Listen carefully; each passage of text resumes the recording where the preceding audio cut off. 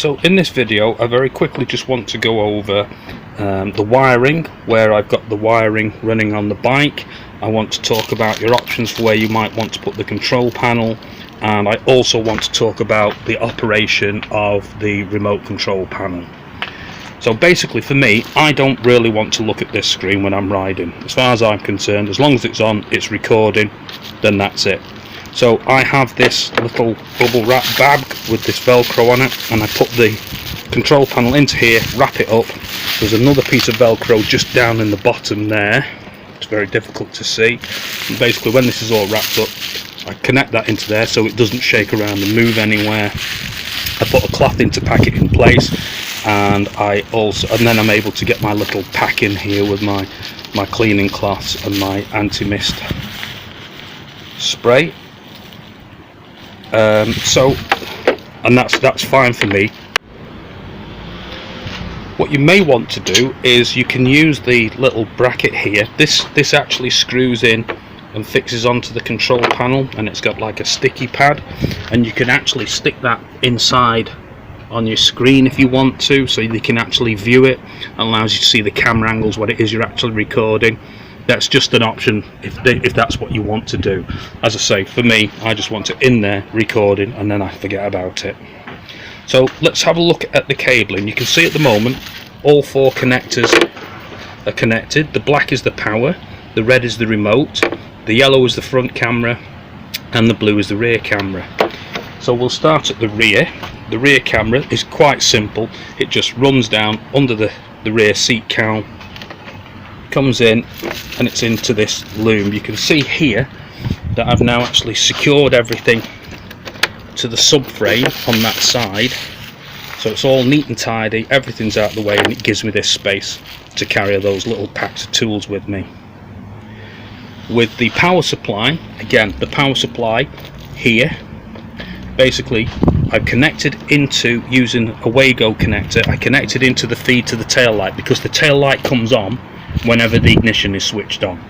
So when I switch the ignition, I've got a live feed that powers this, so that powers this unit, and then the earth lead I've just run down underneath along here and connected directly to the earth terminal on the battery.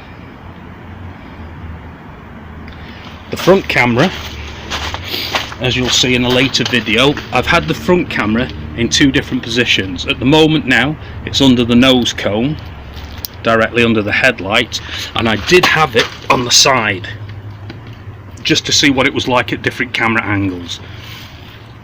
Basically it runs from here, there's a small hole in the plastic trim that goes under here, it runs in through there, it comes up along the side of the air intake here.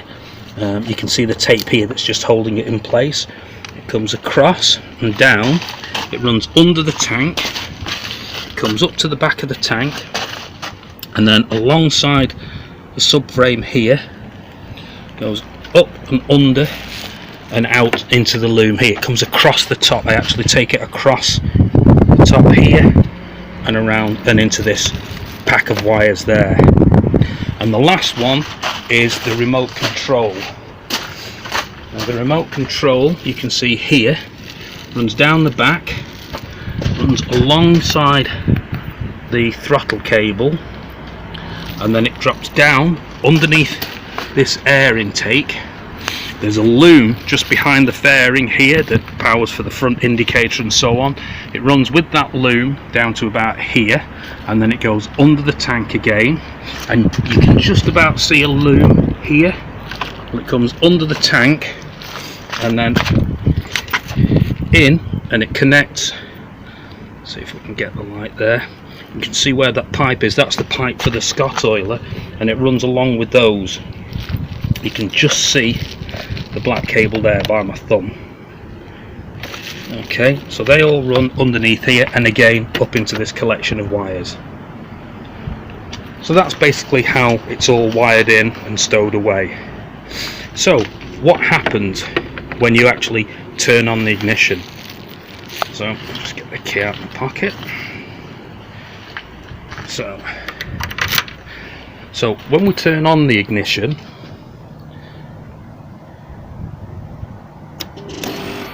you'll see that the two lights came on, the two LEDs, and it instantly powers up. Now if you've got an SD card in, you can see the red dot there, that means it's recording, and you can see now the split screen for the two cameras, the left side being the front camera and the right hand side being the rear camera. If you want to change the view that you can see on here, you press this third button down and you can see, press it, it shows just the front camera, just the rear camera, and then switches back to the split view again, and this is recording. Okay, now if you turn the ignition off, you'll see that it will automatically, after a short period of time, it will turn itself off. So again, this is how it works for me. I put it in the bag, I stick it in there, as soon as I turn the ignition on, I know it's recording, and then off I go riding. So just to show you how the remote works, so we turn it on, so you'll see it power on again.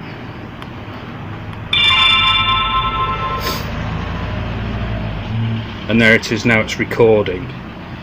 So what you'll see on the remote is, you can see there's a small red LED here. Okay, if you want it to stop recording, you press OK, the red light goes out, and you'll see now that it's stopped recording here. Press it again to turn it back on, and again now you'll see that it's recording. And if you want to take a photograph, all you need to do is press that button.